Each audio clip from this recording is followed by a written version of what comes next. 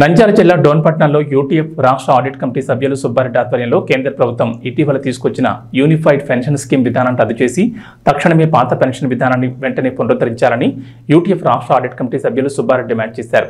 ఈ సందర్భంగా మాట్లాడుతూ యూపీఎస్ విధానం రద్దు చేయాలని డిమాండ్ చేస్తూ యూటీఎఫ్ రాష్ట్ర కమిటీ పిలుపు మేరకు డోన్ డివిజన్ ఆధ్వర్యంలో డోన్ మండల తహసీల్దార్ కార్యాలయం ఎదుట డోన్ మండల ప్రధాన కార్యదర్శి గోపాల్ అధ్యక్షతన చేపట్టిన నిరసన ప్రదర్శనల కార్యక్రమంలో వారు మాట్లాడుతూ కేంద్ర ప్రభుత్వం అత్యంత దుర్మార్గంగా ఉద్యోగ ఉపాధ్యాయులకు ఉపయోగపడని యూపీఎస్ విధానాన్ని తీసుకురావడం అంటే ఉద్యోగులను మరోసారి మోసం చేయడమేనని విమర్శించారు.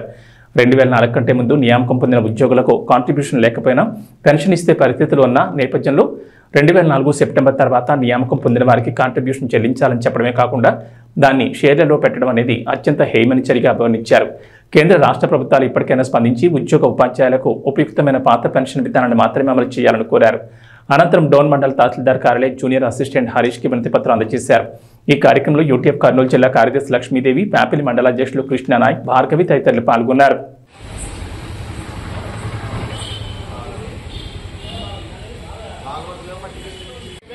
రద్దు చేయాలి, వర్ధిల్లాలి, వర్ధిల్లాలి. యూటీఎఫ్ జిందాబాద్, యూటీఎఫ్ జిందాబాద్, UTF long live, UTF long live.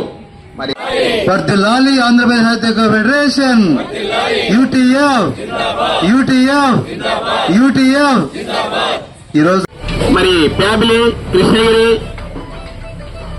Dhone మండల ఉపాధ్యాయులకు అందరూ కూడా పేరు పేరున ధన్యవాదాలు తెలుపుకుంటూ ఈ కార్యక్రమాన్ని ముగిస్తున్నాం.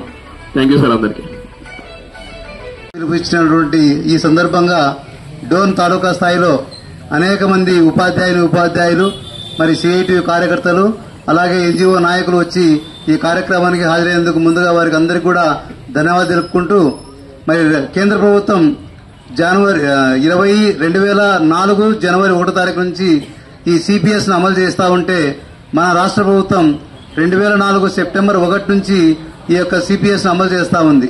ఇక్కడ మనం చూస్తే దాదాపు ఈ కార్యక్రమంలో 15 మంది దాకా ఉన్నట్టున్నారు సిపిఎస్ నుంచి.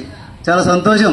ఇంతవరకు సిపిఎస్ కార్యక్రమాలకు వచ్చినటువంటి ఏ కార్యక్రమం చూసినా కూడా ఏ 2, 3, 4 వచ్చేవాళ్ళు. కానీ ఈ రోజు మాత్రం చాలా సంతోషంగా ఉంది. సిపిఎస్ నుంచి కార్యకర్తలు చాలా మంది రావడం జరిగింది.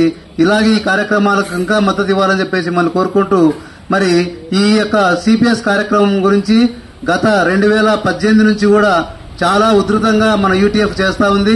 మరి వైజాగ్ నుంచి ఇటు హిందూపూర్ నుంచి మరి అనేక సార్లు మనము నడకతో విజయవాడకు చేరుకోవడం జరిగింది.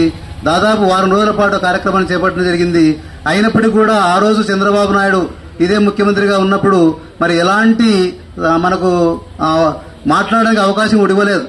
కానీ తర్వాత అదే అదనుగా మరి జగన్మోహన్ రెడ్డి ఏమో వత్తాసు పలికి 1 వారంలో సిపిఎస్ రద్దు చేస్తారని చెప్పడం, దానికి మనమంతా కూడా ఉద్యోగ ఉపాధ్యాయ కార్మిక సంఘాలన్నీ కూడా కలిసి ఏకమై దానికి మద్దతు ఇచ్చి మనము సపోర్ట్ చేయడంతో మరి అవలీలగా ఆ రోజుల్లో 151 సీట్లతో ఆయన ముందుకు రావడం జరిగింది.